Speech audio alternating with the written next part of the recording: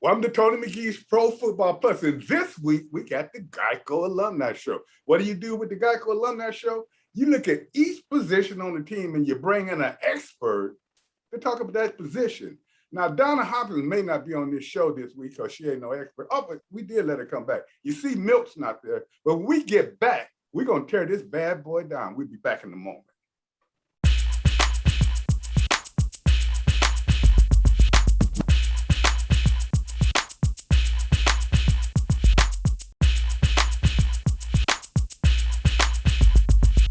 Well, as you can see, we brought in some great people to be part of this show. We were looking at the kickers, and we wondered if Donna's cousin needed to be cut, which we know he did, but he did have the winning field goal the other day. So we bring in Mark Moses, the only MVP kicker ever in the league. We had the tight ends there, and we have tight ends now that have to block and run. What we do, we got the original H-back, Doc Walker. He is the doctor. Then when you talk wide receivers, we know they've been weak. We know that they have done okay, but there's only one of them doing it. We've been trying to talk Gary Clark out of retirement for the longest. So you can still do it. You look good, G. And last but not least, they talking about all these first-round draft choices on the defensive line, and they got about 5 sacks between them. We got a man that had 5 in one game. We bring back the C-Rock. We bring Charles Mann. Now, I didn't forget you, Mike. I know you're still there. You waiting for Jared Bell if he come in. But we're going to kick this around, guys. You look at this team. You got an opportunity to look at it all around the league. Let's break them down. Let's start right away with the quarterback, Donna. I'm going to tell you. You kind of backed this quarterback some, but I gave him a grade for the year. And I want each of y'all to give the guys a grade for the year. I gave him a C at best because he's an average player. He'll give you 2 good plays and 2 bad plays. And they can't win with that. But Tony, I had to back him since there was no one else to back. So that goes with what they got to go with. But the last 4 games of the first half of the season, his inexperience showed quite a bit. I mean, his inconsistent play, his indecisiveness as far as his play calling. So I gave him, you gave him a C. Lower than that, I gave him a C-. Well, you know what? Are you the same person? In my ears, I can't hear. You said don't bring back Fitzpatrick. Guys, is anybody else here say that? Him back. I still would not bring him back. And why would you not bring him back, Donna? I don't think that they improved quarterback-wise, even with Fitzpatrick on the team. Yes, he's more experienced, but I think he would hurt them in other ways. Taylor Heineke beats you with his feet when he can move. That's not going to be Fitzpatrick, Tony. So whatever quarterback, Tony, that you got out there on this roster is not the franchise quarterback, and pick your poison. Well, Mose, did you call Joe Theismann before you came on today? I did. I talked to Joe just the other day. Did he have a mirror looking at himself, interviewing himself when you talked? Yeah, he actually called me during the game the other day, and he said, "Hey, Mose," he says, "You think we ought to go back?" And I said, "Joe, I'd say it's nice to think we could, but let's don't be too optimistic here." Now that I'm looking at Charles, man, I got some work to do. No, you don't. No, you don't. Yeah, let's hit the next one. When you talk about the quarterback, you know it's really insignificant what he can do if his offensive line can't block well. And this offensive line, to me, has improved. And Don, I usually let you take them, but I want to jump to Doc Walker because he was right up there with offensive linemen. And Doc, I would like for you to tell me, what do you see with this offensive line? It's a young line. I know a lot of the good ones out there, and they hurt and everything. But the line seems to be able to run the ball. Do you think they should run it more? And what kind of grade would you give them? I gave this line a C because I thought they have improved in some places. Really a C+, because when they run them over and over, it seems they do better. You got to cut it on. Okay, we got a little audio problem with Doc. I'm gonna have to let Donna answer that question till he get his mic on. What do you Yeah, think Tony, about it, well, Donna? when you look at the offensive line, their run blocking was tops in the NFL, and also their pass blocking was also tops in the NFL. So they got hit with injuries the last 4 games of the first half of the season. So you're right, they were one of the consistent areas on this team, but injuries has hampered them over the last 4 weeks. I mean, the right tackle, Sam Cosmi, Brandon Scherf, and also Chase Roulier is gone for the season. So that's a big loss for them, losing their center, but they were one of the bright spots on this team first half of the season. Well, you know what, Mose, and I You know know what I that noticed, Tony? Can I say something about the Yes. offensive line? I Roll. just would love to see some consistency. And it seems as though there's a lot of injuries on this line. Brandon Sheriff seems to be injured every other week. Every year. And when you Every have year. that's your best lineman. And when you have him in and out of the lineup, you can't be consistent. But I would take it even a step further, Gary, and I blame a little bit of the offensive inconsistency. I don't blame all of it on Taylor Heineke. I blame Scott Turner. You know, you've got to understand what you have to deal with or to work with, and then you make the plays, maybe make them easier for him and get the ball out quicker, Gary. I mean, right? I know you'd be fussing them out if they don't throw the ball to you. And you know, that's a great point, Charles. That's a great point. And you know, Gary, I was coming to you because I did give the wide receivers a beat. Because you know what, they can't help it, as what Charles just said, if they're not throwing the ball. But with these wide receivers, it don't look like they have 2 that step up at the same time. I mean, it's a thing that with offense, with receivers and a quarterback, they have to get on the same page and work together. Perfect example. It all comes down to the timing. If I don't have a strong arm, like I said the other week, if I don't have a strong arm, I'm going to throw the ball sooner, just so it gets there sooner. And the receiver has to know that I have to come out of my route a little sooner because my quarterback's arm might not be as strong as it has. Like, he can't wait. He's not a Doug Wade. He's not a Jay Schrader. He's not a Mark Rippon. He doesn't have a gun where they can wait, pat that ball 3 times and gun it to you. He doesn't have that type of arm, unfortunately. The best thing about Taylor is he's smart and he's gutsy. I like the kid. He's a gutsy guy. He's smart. But unfortunately, you know, it's like me trying to run a go route against Darryl Green. I'm not going to win that ever. I'm not going to win that ever. I got to do something different. I can't beat Darryl straight on a go route. He's faster than me. I never win that competition. So when you have something like that, you have to come up with a way to do something different. Just like Charles said, you got to do something a little different that allows them to complete a pass in the right way. Well, I'm gonna say this. I can beat him on the go. to the breakfast table. To the bathroom. Mark, I'm gonna ask you a question real quick. Look, and a lot of you don't know this. I hope I got it right. I'm getting ready to talk about a running back, and y'all probably gonna say, "Why are you talking about running backs to Mark Mosley?" Mark, weren't you a running back in college at one time? I was running back. I was all-state running back in high school. I still have. I gained 3,400 yards in 10 games my senior year in high school. Too. That's a big state. Wait a minute. Yeah. You see, he dropped that yardage because you know with Texas in football, that's the biggest thing. It's real big. So now I'm gonna ask you a second prong to that question. It's not about special teams. It's a little bit about it, but I'm going back to that offensive line. Towards the end, when they got rid of Hopkins, he was missing, but at the same time, it was kicks getting blocked like they have in the last couple of weeks. Did the offensive line have something to do with that, or is that just the kicker? No, this last week was the kicking. He was just hitting the balls low, and they actually had moved him back 8 yards. They moved him back a whole yard, but it still didn't make any difference.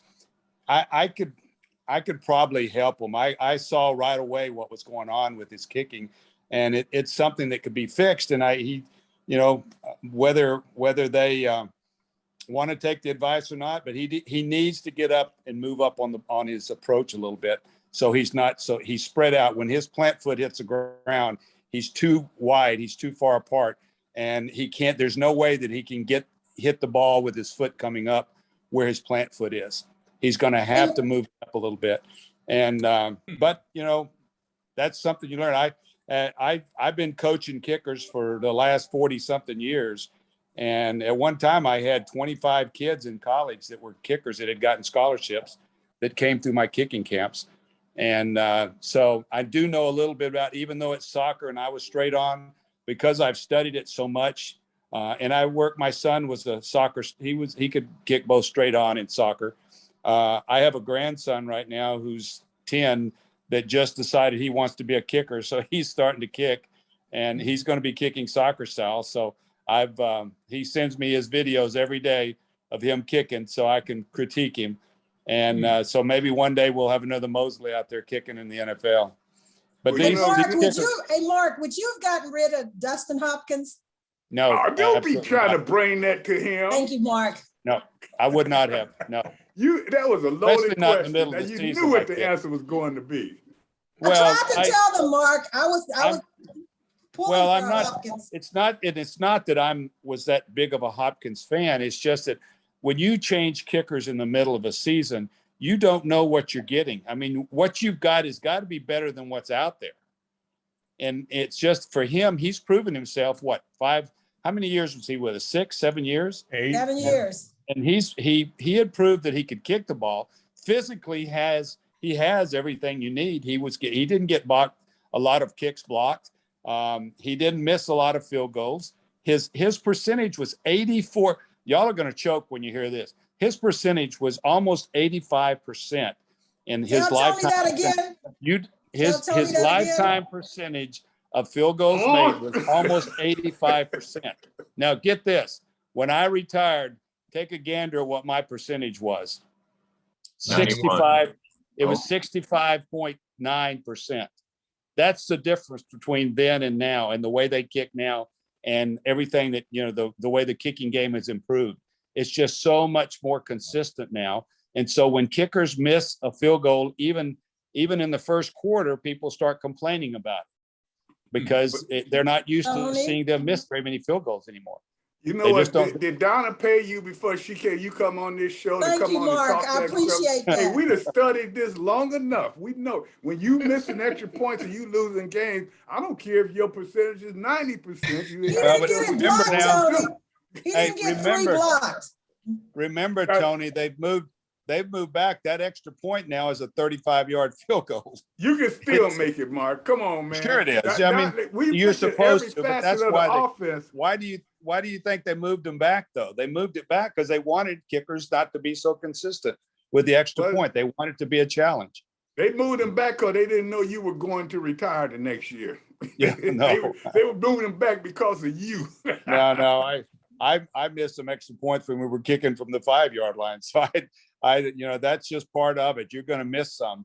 But what you don't do is you have to know the person, the individual. And unfortunately, I think unfortunately for Hopkins is he had the coach has only been here 2 years. I went through it when Coach Gibbs came here to Washington. I remember I was worried about it because I knew he didn't really know me. He had no loyalty to me. I hadn't won games for him when he first came. And so until I started kicking all those game winners, I think I told you guys before we went on the air that I went out 44 times in my career in the last 2 minutes of a game to kick a game-winning field goal, and I made 43 of them. And Doc remembers the one I missed, the one against you. Well, you do too. You were playing then. Green Bay. It was Green Bay. Yep, that's the only one I missed. Yeah, y'all couldn't score no more than 37 points. You made us. No, the defense gave up 49 points. Yeah, 47. We're going to finish up the offense when we come back. We got to open up the door and say, hey, Jerry Bell is in the house. USA Today. He come in with some hot news. That's why he's just here. When we come back, we'll talk a little bit about the running backs. We'll talk a little bit about the tight ends. And then, Charles, we got to get on that defense. But until that time, yes, you do. Mark Mosley's percentage was pretty good. We better talk to him about coming back. We'll be back in a minute.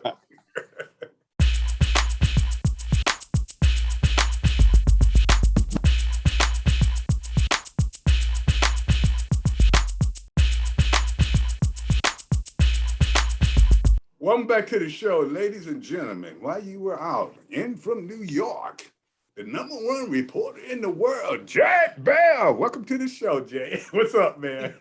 What's up, fellas? Hey, y'all Actually, know Jerry Bell live down here in Georgia now. He came out and he bought a farm down. He bought half of Atlanta and he's staying down here now. Man, it's good having you down here, but do I have to go through your guards every time I go to the store now? man, it's definitely a different vibe down here, man. I was riding around one day and I saw this guy riding some horses. And I mean, it wasn't far from the city, right? And he had a stable like a block away, and he was working his horses. I'm like, man. And then I said, you know what? I think I want to go horseback ride. But anyway, I'm in from Kansas City today because I was at that game yesterday at Arrowhead Stadium with the Packers and the Chiefs, and got a chance to see Jordan Love, the future quarterback of the Green Bay Packers, with all this Aaron Rodgers stuff. And the Chiefs, man, they're struggling. The defense played well, but this is not the same Patrick Mahomes that we have seen. He looks bad, Jared. Yeah. He looks really bad. Yeah. So you wonder, it seemed like something's on his mind. I don't know, but then you also have to be cognizant of the fact that they figure everybody out after you're in the league for 2 or 3 years. And maybe they have right now, but he has to do something different. But as you're right, he really do not look like himself. He just look like he's off for some reason. Yeah. But with that being said, they tell me that every day I get up in the morning, Novena say, "You okay?" So yeah, all right. But some of his throws, he just ain't old as we are. Let me just finish. Some of his throws that you knew he would make last year, some of those he was just off on that. So I don't know if there's an injury or, like you said, it could be in his head. And part of it, I think defenses have figured him out to a degree. But, I mean, he had open guys yesterday, and the ball just wasn't there. And you just didn't see a lot of that the past couple years. Jared, sometimes he didn't even see the open receiver. Yeah, right. He had an open receiver. He's throwing it to somebody covered with 2 or 3 people on him. Yeah, what's amazing to me? I sit here and listen to you guys, and I know that a lot of you are my contemporaries, and you were covering the games when we played, and I listened to the knowledge that you guys. Mark May gave us a whole thing on kicking right before we got on the air. I'm listening to different things Charles and different people say. And I get to thinking about the alumni. Whenever we're at the alumni, I look around at these old guys. It doesn't seem like you guys that when we look at our guys, we had a better quality of players, not because they were just better. It just, for some reason, we played better as a team.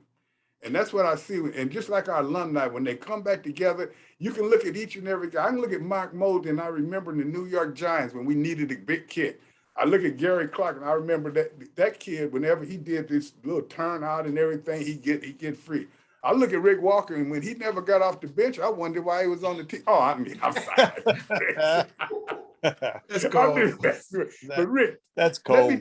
Tell me the difference between our tight ends, the alumni tight ends, and the tight ends now. Do you see them as different? When you came in with that H-back, no one knew what that was about. And you kind of revolutionized that position. Yeah, I don't really combine the two. We had a system. You had a Hall of Fame coach. These people don't have a system. They're not working in conjunction to a theme. You talked about the O-line. You have a young coordinator. He's not going to get hired handing off the ball. So we go empty backfield on 3rd and 1. That's today's game. They don't ever want to mix it up. They don't want to be physical. They want to be artistic so they can be hired. I'd never hire an inexperienced coordinator with an inexperienced quarterback. Haskins never had a chance. This whole design is off. You don't know what your front is doing. You got guys that have no repertoire rushing the passer. I've talked to all of you guys. You've taught me that. One-trick ponies. They fly upfield, they do nothing, and nothing happens. But I'm going to tell you what, keep your eyes out there. Because that kid from NC State, I think 7th round pick, got a sack last week. They're going to get football players. They living off hype now, but that hype is flat. And right now, it's just poorly operated. The whole thing, as far as I'm concerned, you don't know what you're going to get. I don't want to compare them to anything that we did. It has no relevance whatsoever. Wow. But what kind of Doc, grades I would you love give? that. What kind of grades would you give the tight ends? Because they have been, even though they lost the number Oh one. no, they're fine. No, Logan Thomas, Ricky Seals-Jones, he's earned himself a career in this league. I talked to Doug Williams about it, and they like him. I like Bates, the young kid, the rookie, and Samus Reyes is a project, but they don't run off tackle. So for these guys to really, they got these big old offensive tackles, and they got them in 2-point stances, backing up. So philosophically, to buy into what they're doing, which I never will, because I don't understand it. They don't want to do what worked. Tennessee, I love the Titans. They don't give a damn what you think. They got a bull and they feeding it. And their whole team emerges. They got big receivers. They're hitting slants. They're doing everything. It's old school. It's 80s, 90s football. But the rest of the league is trying to get discovered. And I just think it's absolute garbage. And until they change it and allow them kids who come in, like Johnson came in, he's tackling well. They moved that kid from free safety to linebacker where he belongs. Mm-hmm. He telling me he don't want to be called a box safety. His behind would be a trailway. You either play this or you be gone. They in a roadmap. Don't produce. And then we have all these shows and we talk about it. It's all garbage. From the top down, it's discord. And until they get it together, hopefully the kids will do it Sunday against Tampa. We'll be saying the same crap every week. Same thing. And you Well, know I what? tell you what, let me just jump in real quick. First of all, Doc, we need to get you on network TV, brother, because ain't nobody saying nothing like this on keeping it real. I appreciate that. Number two, I'm so glad I'm not on TV right now having to defend what I'm seeing every Sunday. I'm so glad I'm not there. It's a mess. Yeah. Tell me what you think about that defensive line. And I'm going to come back to you, Mo. What do you think about that 4 first-round linemen? What do you think about them? Now, you know our defensive line. I mean, you got to look at Jonathan Allen. He's got 6 sacks. So, I like him. His father's a military guy, so that kid's going to be in line. So I like him. Deron Payne is starting to show some stuff. I think they just, Doc mentioned something that triggered some thought.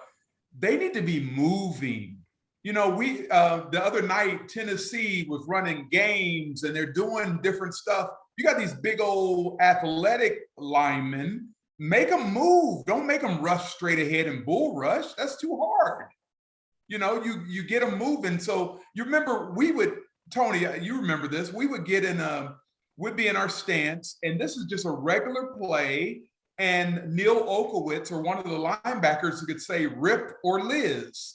And if they said Rip or Liz, we were either going right or left. And they were letting us take a gap instead of having a 2 gap all the doggone time. So, Chase, I'm happy that he seems to be talking less, and that's a good thing. And Montez seems like the other guy. That would be probably me. And Dexter doing all the talking. He's playing well. You see what happens. Yeah. One of them is somewhat producing, and the other one is Wait not. a minute, you mean Mr. D? Mr. D was a talker? And wait a minute, you said I probably recall that. That's on one of my good days. I can't even remember yesterday. But Mark, you were getting ready to say something. Yeah, I've already forgotten what I was going to say. And Mark, you just got real dark, brother. See, ladies and gentlemen, when you're talking to the alumni, we're going to keep it real. We're going to forget things, but one thing, we ain't going to forget how good our teams were. And that's what you have to look at. And we're not trying to be hard on this Washington football team. We're just trying to give y'all the truth. All these players sitting up here got Super Bowl rings. So you know what? And the ones that not, they was with us when we were getting them. So you know what? You got to have that kind of character. And that's what like-mindedness, where people are looking for the same goal, that's when you accomplish things. You do not see that right now. And I look at this, Mike, but this team right now, when I'm at the alumni, I see guys that used to could do things so great. I saw a running back this weekend at Chicago alumni. And I always come back to think about the one thing our teams have always been built on is running that ball and then going long.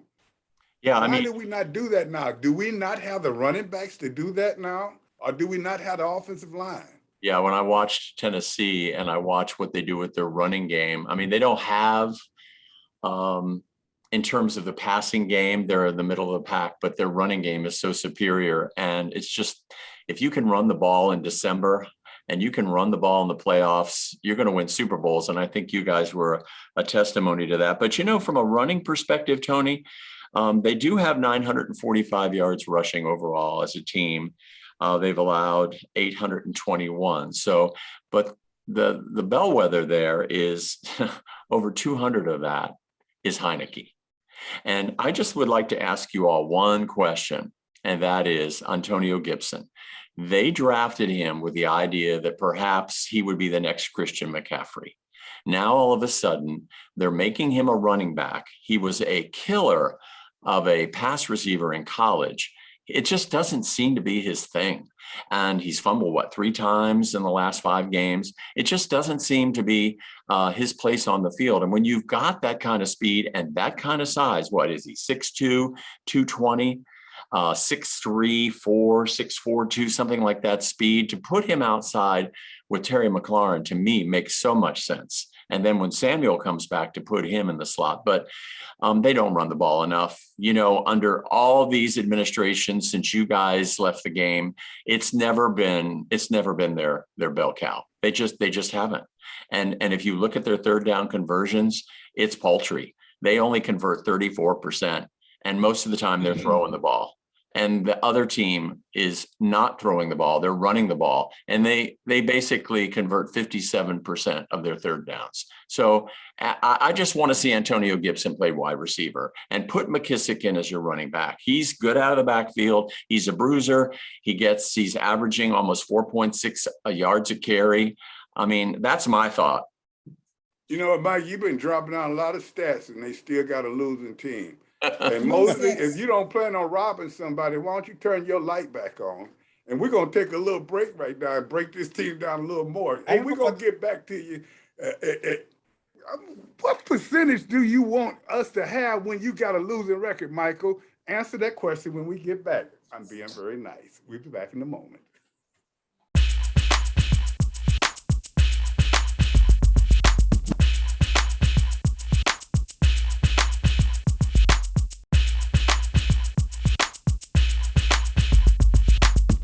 Welcome back. And as you know, we haven't had Jared Bell talk a lot. And Jared, you were saying something about the teams that you see. What difference do you see in these teams now, the Washington team, and the teams that you covered back in the day when they were going to Super Bowl? Notice I said they because I was a Washington Redskin. It's the Washington team now. So you have to talk like that. If y'all would notice, okay. There you go. There's a couple things. I mean, we touched on it a few minutes ago, but I think one of the differences in today's game overall is just the professionalism. You didn't have free agency, so guys weren't moving around so much. It was much tougher for rookies to make it. So, guys stayed in the league longer. The backup players were better than a lot of starters, and the fundamentals were there. So you talk, and Doc talked about the difference in the tight ends now versus then. And I think that's part of it. But when it comes to the Washington team specifically, I was in Dallas in the 80s. And the one thing that I always admired about the Washington team was the unity. And I remember the strike of 82, I guess it was, and you guys stuck together like so well. And then sure enough, you win the Super Bowl. There was another labor stoppage later in the 80s. Well, guess who won the Super Bowl that year as well? And I think that says something about kind of, how you guys work together and developed together and stuck together through thick and thin. You guys can tell me much more about that than I would ever know, but that was just kind of the perception from afar about those teams. I think that was probably more Coach Gibbs. I think Coach Gibbs was the one that really pushed us to stick together during those periods. When we had the strike years. I remember Joe telling me that Coach Gibbs called him every day and said, "Are you guys getting together today?" He wanted to make sure that the team was staying together during that time. And remember, we were working out over there. We had our own practice facility over there by the river, right down on the river. And we were meeting over there at that park every day, working out and doing running plays. And we even had our own complete schedule set up that we were doing. And it was all from the players themselves. And, you know, there were no coaches there. So, I mean, I think that was the big thing, was that we had some coaches who believed in us, and Coach Gibbs, who really believed in our guys that he had there. And remember, he used to tell us that he picked guys for character over talent. You know what I think? Tony, when you go back and look at the quarterback situation a little bit, you talk about the era where you had the Doug Williams, where you had the Mark Rippons, where you had the quarterbacks that were entrenched in this team for a long time. And when you look at the last 20 years or so, this team has not had a solid quarterback in there for a while. So when you look at the success of the Washington football team, or Washington Redskins at that time, they had quarterbacks that was with the team for a long time that you could, you know, establish that franchise quarterback. You know what? Gary, you had to catch that. Do you kind of agree with that? You know, you caught him from a lot of different things as well as you, Doc. Tell me what you guys think about the quarterbacks. Charles? Go No, ahead, Chuck Doc. had a point he was about to make. I was just gonna make one point about, I think, the success of the old team as opposed to now. When there were guys that were remnants of the team that were kept on the team to give perspective, you know, Tony McGee, Doc Walker, you guys, when I came on the team, you guys were towards the end of your careers, but you were kept on the team. And then you gave, I remember some advice Doc gave me. He said, hey, buy something, you know, like in terms of a home or whatever. Tony said, hey, have three different moves at least, but all of them start the same and look the same. And he began to give me information. And so then, because we got that information from you all, as younger guys came, we began to give that information. I told people, buy something. I told people, you know, you got to have a couple of moves. And so, you know, I think you don't have that now. There's no leadership. This team is always looking for leadership. We had leadership every year because there were guys that were left purposely to transition the next generation. They don't have that anymore. Mm-hmm. Culture. That's a very good point. Yeah. That's a very good Also, point. Which, we were and, you broke. know, Let's make a good Yeah. go point. ahead, Doc. These guys are all rich. See, it's Yeah. a different, you're coaching a 22-year-old that has $1 million in the bank, as opposed to us trying to win 70,000 or 50,000 to build a deck or to buy a Exactly. house. Mhm. So the way Joe Gibbs ran practice, these guys don't work like that. That's why they stay in the training room. They don't recover. And the head coach hired the trainer who's under the FBI investigation. So, and the team's got injuries everywhere. They got to bring Bubba back. It's dysfunctional. So how the hell you expect somebody to learn a position when you guys are just, you kidding yourselves. These dudes are rich and it doesn't kill them to lose. They still go to the mall after getting their ass beat. We didn't even go outside when we lost. no, that's We too never went embarrassed. anywhere when Too we lost. embarrassed. Yeah. And After then the the- other thing about not going out the game, we had jobs in the off season. Damn right. Yeah. They have investments. We had jobs. But you know, it has changed. But if you take a look at it, and you know, we had older players when we were younger saying the same thing. And you kind of look at, so generations change. But the one thing that was said in this conversation right here that's so true is Coach Gibbs did a lot do that by, as Charles said, keeping people there that maybe they're not as great as they were as players, but they great information. And you're right, not just now. And Jared, I'm coming to you with this. This is apparent around the league that they do not have that any longer. Yeah, I mean, it's a different deal. And I think, you know, Doc made a great point. Just, you know, the financial situation now versus then. And I don't think any of you guys, I wouldn't think, would begrudge the players for the salaries they make, because as you know, thinking about all those labor issues during the 80s and the 70s, in the 90s, this had to happen. And I know that. But by the same token, yeah, guys probably don't care about it as much. And like I said, this thing with Washington, and you could probably say the same for other teams around the league, it was all about culture and professionalism. And I think that's the thing that's kind of missing today. Today you get TikTok moves and dancing and all this kind of stuff. Well, you don't have to win. You don't have to win. You don't have to win. Every one of us on this panel has a job and had a job while they played and had a job in the off seasons. Every single one of us. None of these people do nothing, but if it's not an autograph session, they at the gym. Now they do work out and they'll do all that. There's no entrepreneurial spirit. As soon as I got here, Mark Mosley had a boot shop. I went and saw how Mark, I said, well, this dude who's established is working. And then a travel agency. Right. I know I got to work. And the other thing was that very few of these guys have ever won. If you have never won, you don't know what it takes to win. And that's the most disappointing thing about it. Their coaches have won national championships, world championship, but they don't convey it to the players. They got a soft approach and it doesn't work. And they're not changing because they make too much money to change. So the joke's on Dan and whoever else is paying are going out there, because unless we get lucky and some of these young kids come out and ball out so we can actually win a game, that place is going to be a more last in the NFL in attendance. You never thought you'd see that in a lifetime here. They play it off all you want to play it off right now. We got trouble. And the players are the only people that can turn this around. Because if the staff could, they would have. Well, we got to take a break right now, but I have to make a program correction. They said that we weren't angry with them not making the money. Yeah, I'm angry somebody making $1 million and they got 2 sacks a year and I used to have 15 and I made 20,000. I'm going to get over it during this break. But yeah, I'm mad. We'll be back.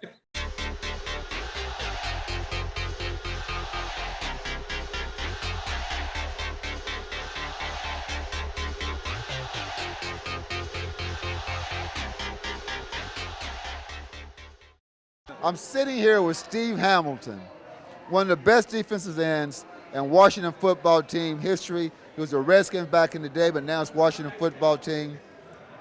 He was a fitness model on our team as well. You can see he still is a fitness model. Way too kind. You know, his physique is something unbelievable, but he knows a little bit about Tony McGee. Tony was probably a mentor to him. So tell me about Tony McGee and what he meant to you on the football team and what he meant to the game. Oh, Tony McGee, number one, was a stud. When I first came into the league, he'd been in for a while. I remember the first time I was bent over, huffing and puffing. He said, "Hey, young buck, don't let him see you tired." And from there, he just became a mentor of mine. Even today, I try to stay in contact with Tony like probably every 1 month, month and a half.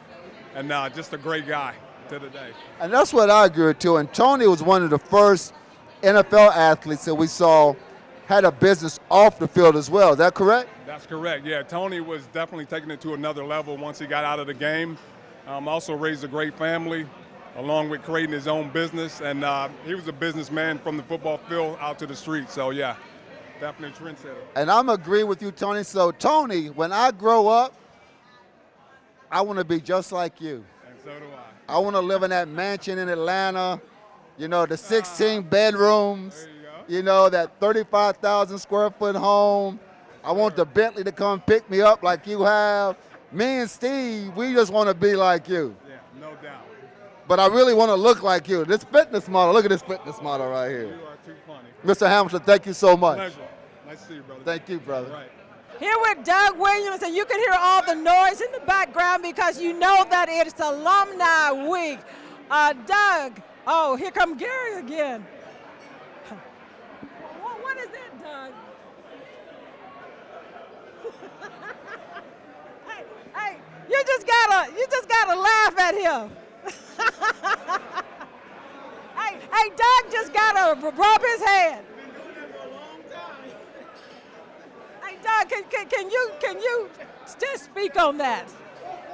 You know what? I wish I can. But that's Gary Clark, you know, and the thing about it, every time I see him, he does that. Why, I don't know. But I guess he got his reasoning. Well, I guess he said that, hey, you all got him that Super Bowl ring. Well, you know, the thing about it, we all work together. If it wasn't for Gary and the rest of the guys, we wouldn't have that Super Bowl ring. And I think that's how you look at it. One individual is not going to bring you a ring. It's going to take the whole team. And, you know, the team in 1987, 88, I can honestly say was a team of destiny. You know, we might not have been the best team, but we had the best togetherness than any team there was. And that's what it was all about. You talked about those 2 years, I just got finished talking to Mark Rippon also, and he talked about the specialness of those teams, the coaches that you all had. I mean, he named an all-star coaching list. Well, there's no doubt about it. The coaches that we had was coaches that probably, I know in my estimation, made the best adjustment than anybody in game and during halftime. And he got everybody on the same boat, and everybody was attentive. You know, talking about detail to attention, everybody on our football team was that kind of way. Talk about the coach, because you played under just Coach Gibbs. I did. Coach Gibbs was with me my rookie year. A lot of people don't know that, down in Tampa. And, you know, when he left there, he came up here and got him a head coaching job. I stayed in Tampa for the next 4 years, went to the USFL, and when the USFL folded, Joe Gibbs is the only guy that gave me a call about coming up here. I guess because he knew me a little bit. And it was, hey, he asked me one question, could you play backup? And I said, Coach, I can play any up you want me because I don't have a job.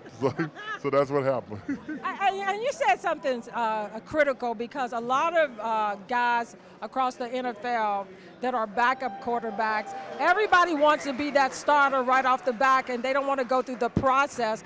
Could you talk about your process as being the backup? As you said, you didn't have a job, so you were going to take it. But just the process that these guys got to go through, that you all seem like you were a little more mature.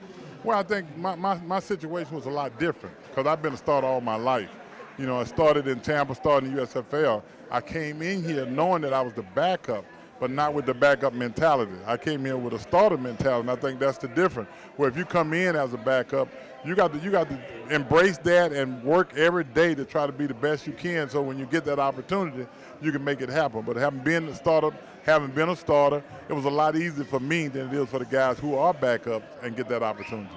Hey, Doug, you played, and also you were in the executive, and you still are. Talk about the two differences of how it prepared you, also the playing, to transition into being in the front office. Well, you know, as a player, you play the game. But when you get out, when you're out there trying to find players, you find players that was play with you mentality, and that's what you look for, that kind of guy. To see do you have those kind of guys, and if they're not, but you also got to look for character. You got to look for a lot of things, because it's more than just the athletic ability of a player. It's got to be the person themselves, because we had a locker room we played, everybody was characters, but it was a character that was good. If anybody did anything, they hurt themselves. They didn't hurt the football team, and I think that's the most important thing. So when you sat down with your pencil as a scout, and you're assessing talent for a football team, because you were in Tampa and here in Washington and other places, when you put the pen to the paper, what was that paper saying? Well, you know what? I always say this as a scout. When you write a report on a player, a prospect, you want to read the report and see the player. So if you don't see the player through the report, you know, what is he? You don't know. But when you write a report and it's somebody that people know about, it speaks volume for the player itself, because that's what the report should say. This is who he is. So, Doug, when you sat in that big red chair, that reclining chair, or the black chair or whatever, and you assess your playing days, and then you assess football in general, what comes to mind? Well, the thing that comes to mind is the fact that football has been good to me, you know, and never forget it, and I'm glad I'm still in it, and just something to be proud of, you know, and the people that cheered me on and still root for me, you know, I take my hat off to them and tell them thank you. But at the end of the day, that's what it's all about. And when you walk away from football altogether, what do you want to do? Well, I hate to walk away. I'd rather just fade away. No, I really don't know at this stage, but whenever it happens, if it happens, you know, I'll be ready to go, and that's the good part about it, and say thank you to football. And so you're back here with these guys, and I'm sure the stories are being told. What is Alumni Weekend like for you? Well, you know, at the end of the day, like I always say this, alumni is what they are, alumni.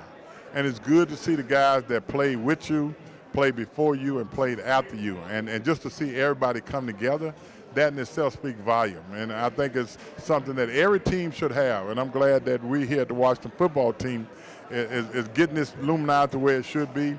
And every year we should have a big gathering, and that's great. Mark Rippon told me something. He said that people need to be patient and not be so hard on this Washington football team right now, because let them go through the process. What would you say to the fans right now? I think at the end of the day, the most important thing last year, you know, we won the conference with a 79 record, and the guys up front played well down the stretch. And coming into this season, I think everybody was looking for that same thing coming into this season, and they hadn't played as well. But, you know, they're young, and hopefully they can get it together. They can gel, hopefully sooner than later. And I think that would change everything. If the defensive front plays up to the ability that they've been marked with that's on paper, I think it would be. And I think that's the bottom line. Alumni Weekend, the Kansas City Chiefs are who the Washington football team is playing. But the biggest thing about this game is the honoring of Sean Taylor and retiring of his jersey. Could you talk a little bit about that? Yeah, you know, I'm sorry I didn't get a chance to know Sean, but I know enough about him to know what kind of football player he was and talk to Santana, know what kind of person he was. And I think, you know, retiring his jersey is the right thing to do, because the time I did see him play, I do know that from an impact standpoint, he was what you call an impacted player. And, you know, there's a lot of young players in this league always say, I want to emulate Sean Taylor. Well, you know what, that's a tough job. If there's another Sean Taylor out there, we have not seen him yet. Life cut too short, but he was impactful while he was here. That's what you could say. That's the best thing you could say. Too short, but the fact that he was here, he made an impact. The great Doug Williams here, Tony, back to you. As all of you can see, some of us are just a picture of what we used to be, a frame, empty.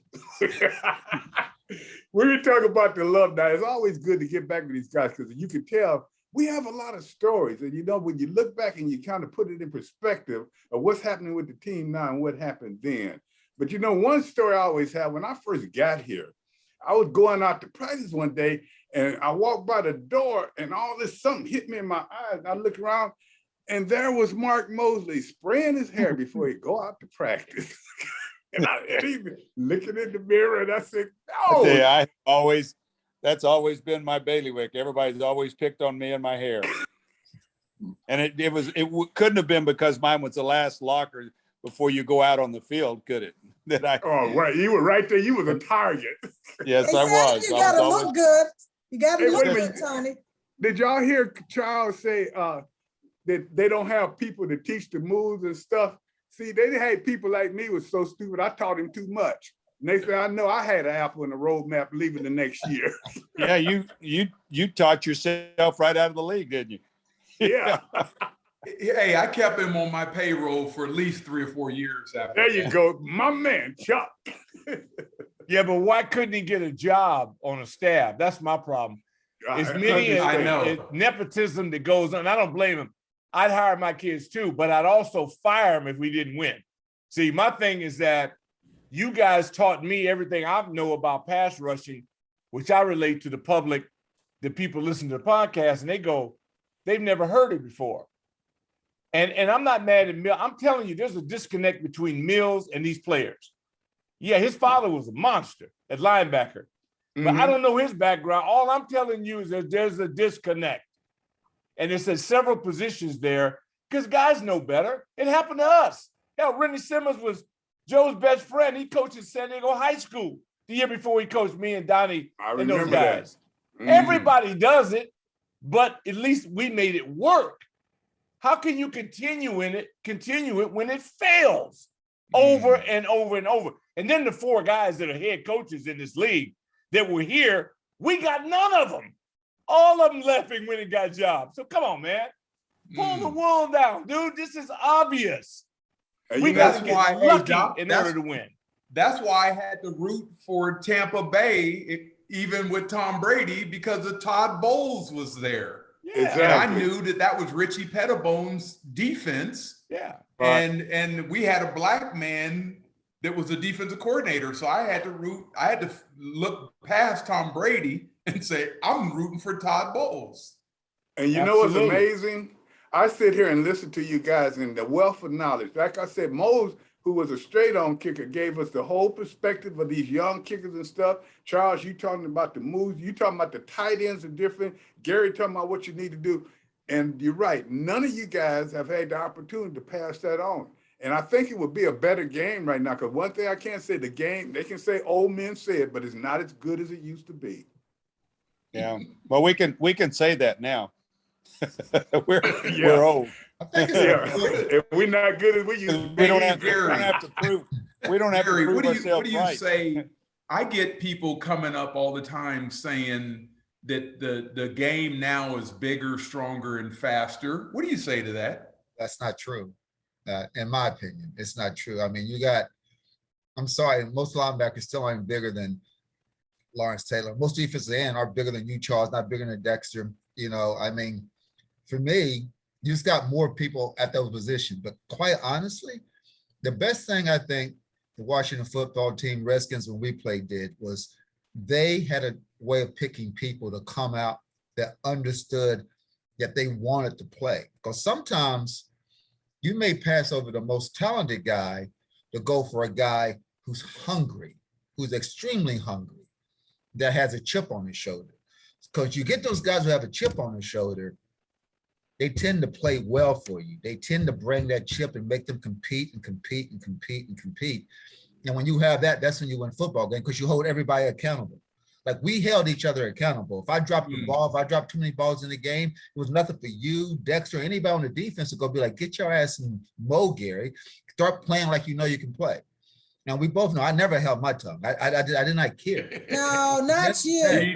Never did. I did not. Never. Because we're professionals. We're holding each other accountable. And there was no hate in it. It's all about love, but trying to promote us to play better. When I was having a bad game, when you guys would come and tell me these things, it made me play better to try to get out of that. Because at the end of the day, like Mosley said, you do not want to let your teammates down.